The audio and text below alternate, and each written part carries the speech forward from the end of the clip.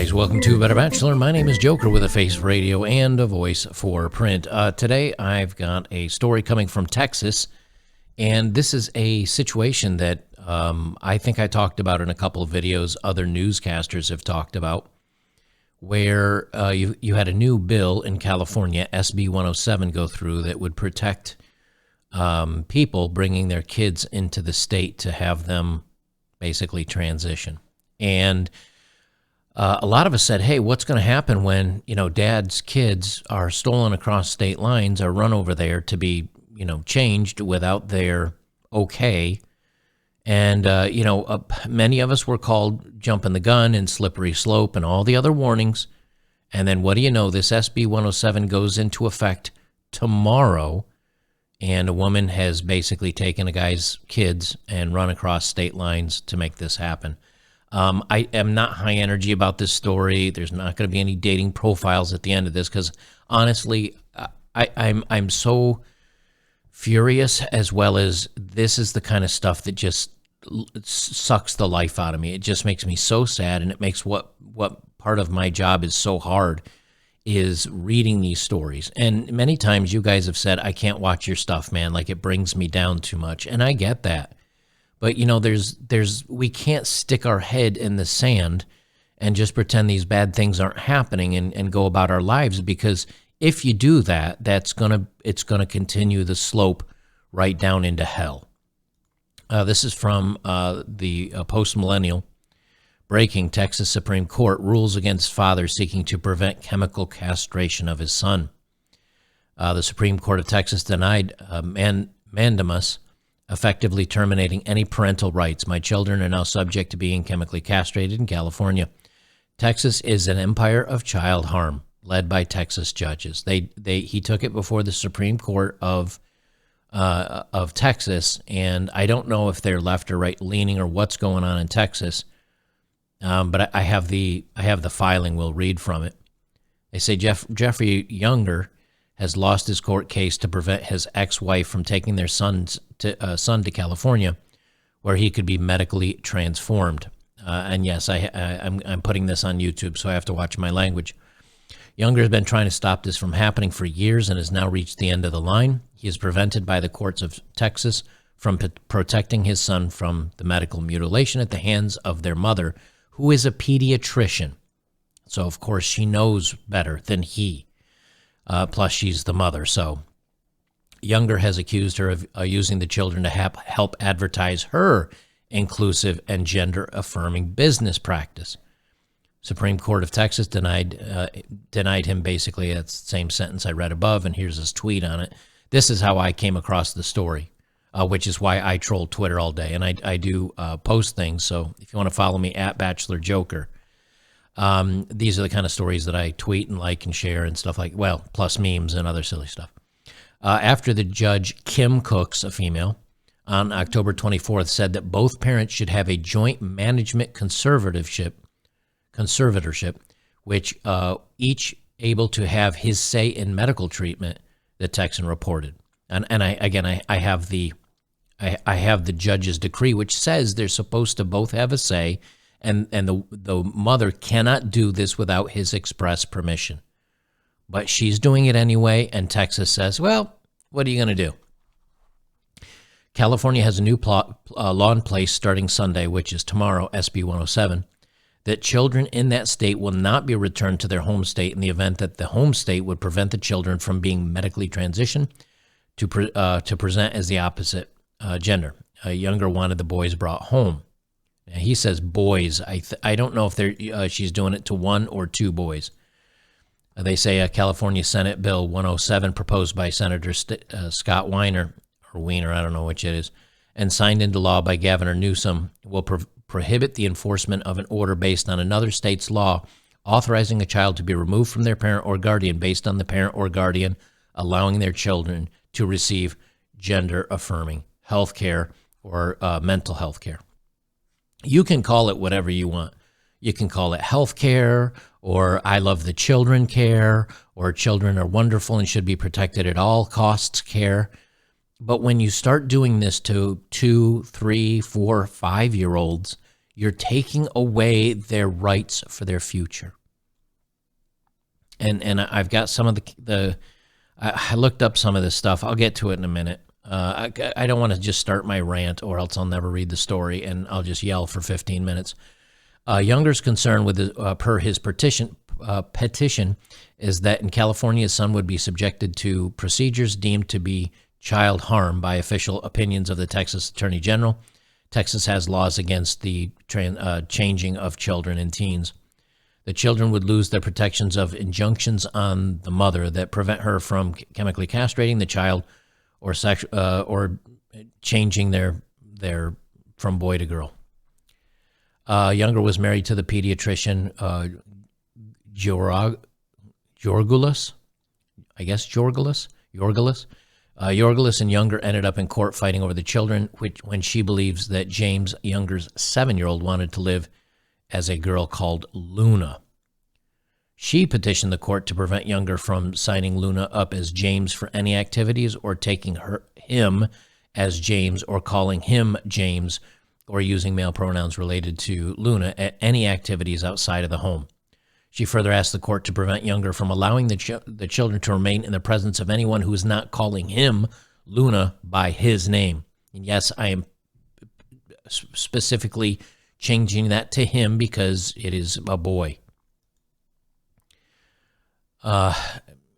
Anyway, so you guys, here's the thing. Let me scroll down here a little bit, and in a video posted to the dad's website, James asked, "You're a boy, right?" And the boy replied, "No, I'm a girl." And he said, "Who told you you're a girl?" And he said, "Mommy." The child said Ann also put him in dresses. She buys me headbands. She gets me hair clips. She paints my nails. And do you think you're a girl? The child answered in the affirmative. So the kid said yes. How did we get here? Now, they say here's the important part, okay? And this is why, but again, this wasn't allowed in court. And this is the problem with this stuff. Witnesses who knew the boys and could attest that James did not identify as a girl when left to his own devices. They were prevented from testifying in the case. One mother of the boy's friend said in testimony she wasn't allowed to give in 2019 that over the past year, I have observed that James is blissfully happy as a boy. He loves to march around outside and yell, "We are the only Boy Scouts, we are the only Boy Scout troop," or "I'm the leader of the wolf pack."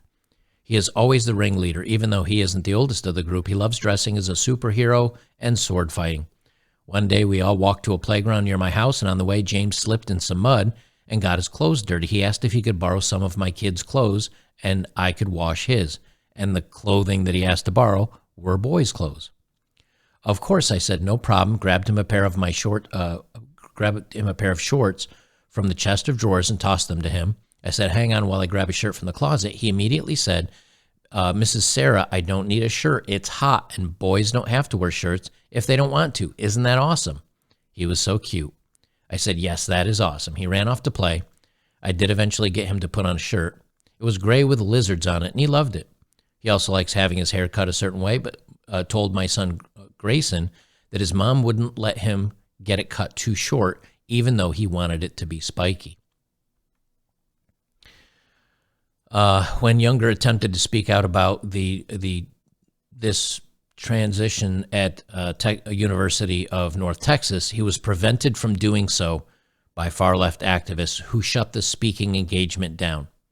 So now you've got activists, you got doctors, you got the law, you got everybody taking the rights away from a father. And I wanted to read this. And again, I'm sorry this is low energy. It's almost, it makes me feel like I want to tear up.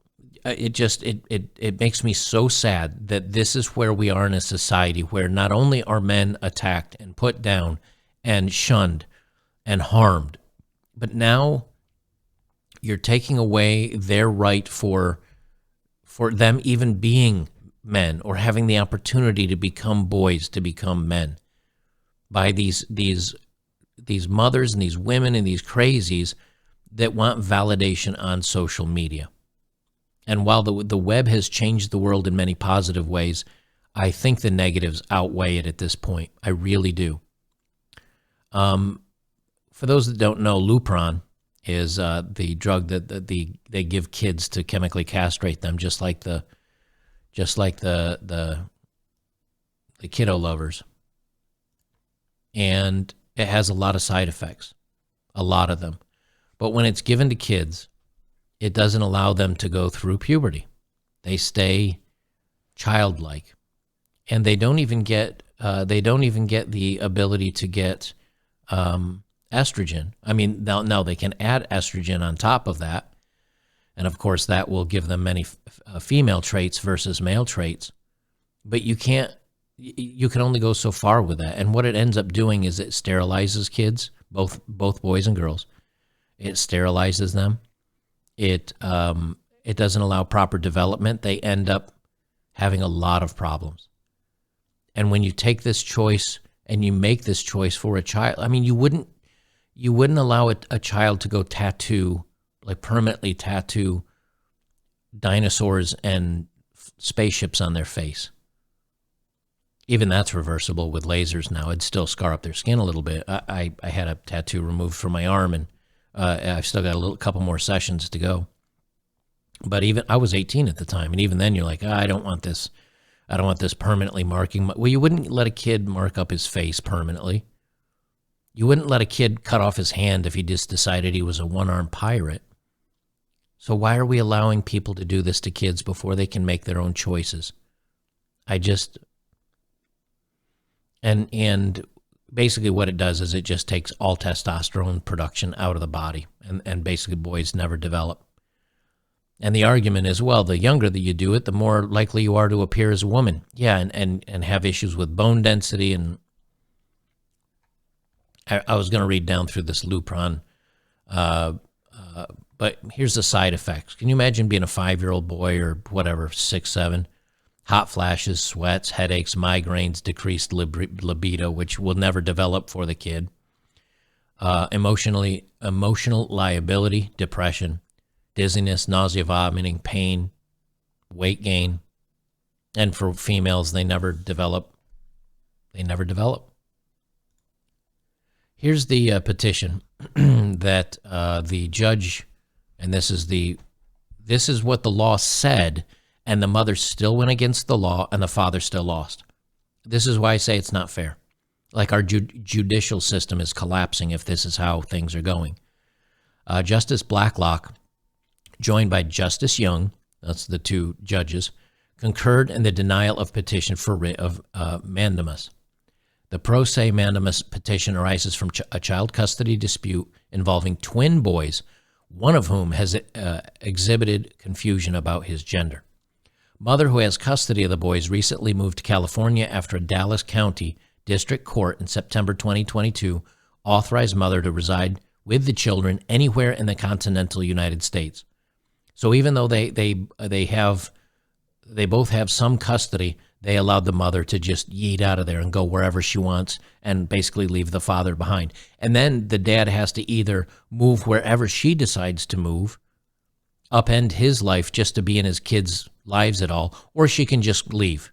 And then when dad's not in the life and dad's 4 states away, everybody blames the dad, not realizing it was mom that picked up and moved. Father, the relator in this court, is concerned that mother's move to California will bring about the medical change of his son. 3 months after the district court authorized the move to California, father belatedly seeks an emergency order from this court requiring their return. I concur that the court's denial of the petition because father is already in possession of a court order prohibiting mother from doing precisely what he fears she will do with his son.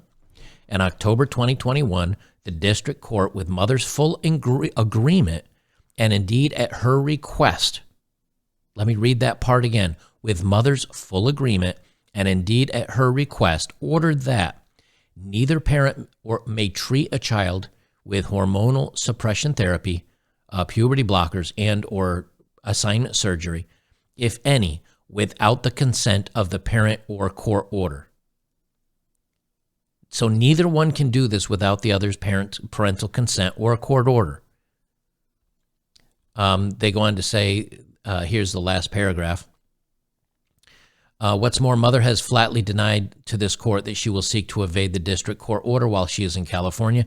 As a result, should she fail to honor her promises, father fears contempt of the district's court order would not be her only concern. In other words, if you do this, you've got problems with Texas law. Father believes that California's enactment of Senate Bill 107, which goes into effect tomorrow, which is January 1st, 2023, if you're watching this later, will enable mother to evade the Texas court law prohibiting her from unilaterally consenting to the transition therapy. Father misreads California's new law. That's what they say. Father misreads California's new law. By my reading of SB 107, father's fears are no more likely to be realized in California under SB 107 than they were before the bill's enactment. Now, I have not read the full bill, but here's from protocol.com. They say this week, California legislature passed SB 107, a bill that would prohibit healthcare providers, law enforcement, and courts in California from aiding in another state's investigation related to a minor receiving this action.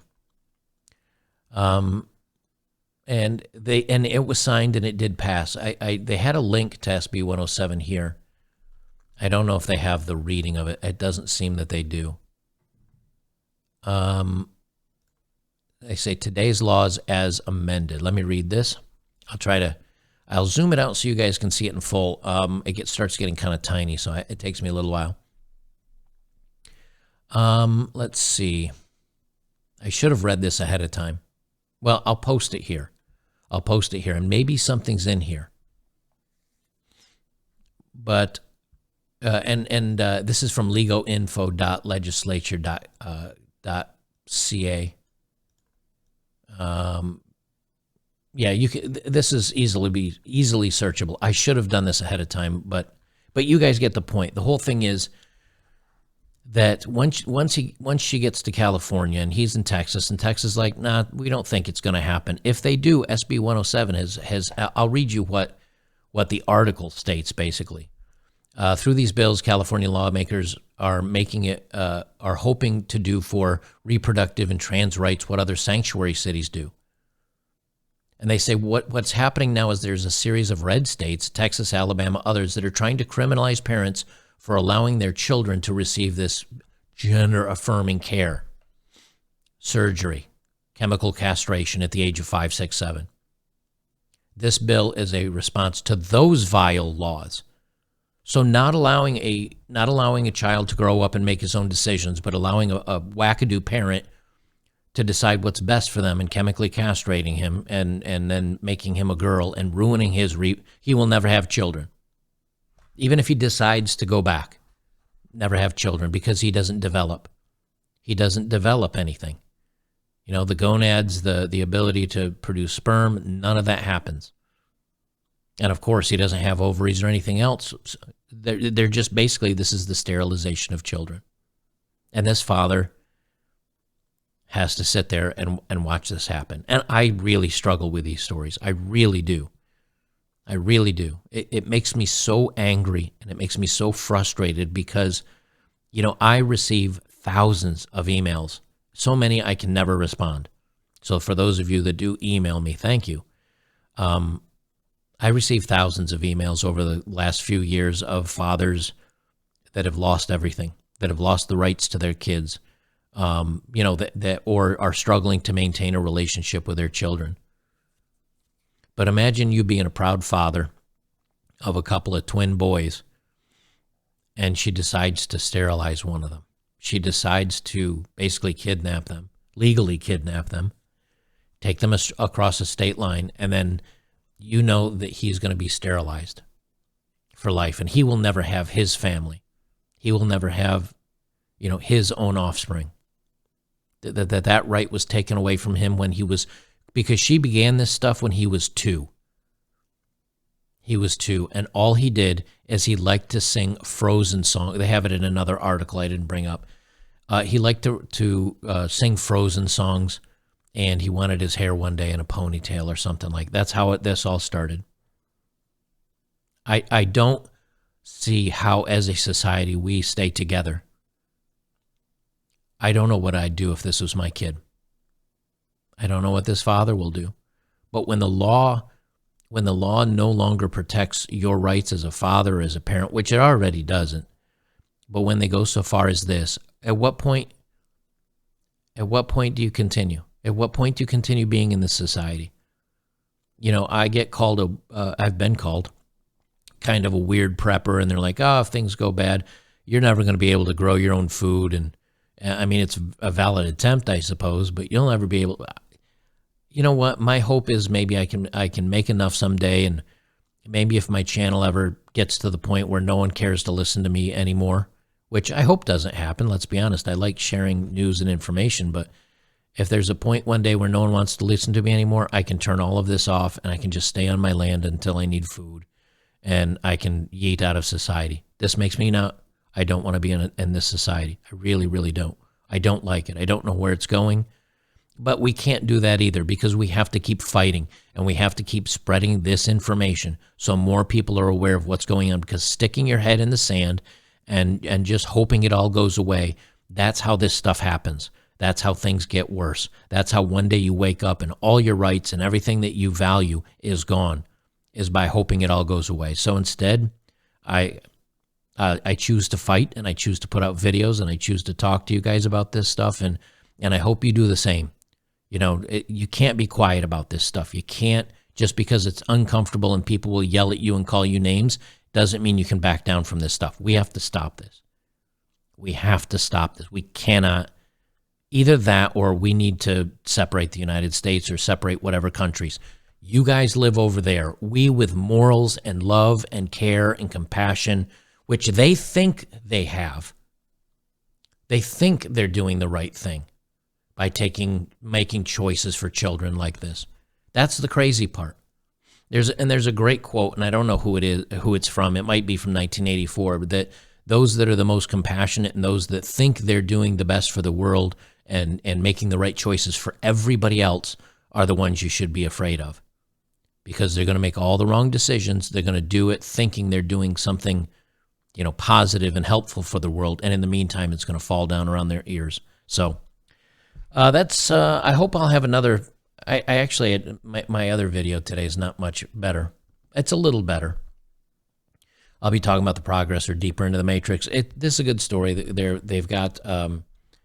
They're making a separate division for boxing that is for the transitioned individuals, so that men are no longer fighting women in any respect. Well, they are, but it'll only be each other. So if women want to just box women alone, men want to just box men alone, and then they'll have this, you know, mixture group that'll be everybody that used to be this and is now this. They'll be fighting each other, which I mean, I think it's a good thing, but it's also another step into the matrix. So, all right, guys, I'll have another video for you here shortly. We'll see you in the next one.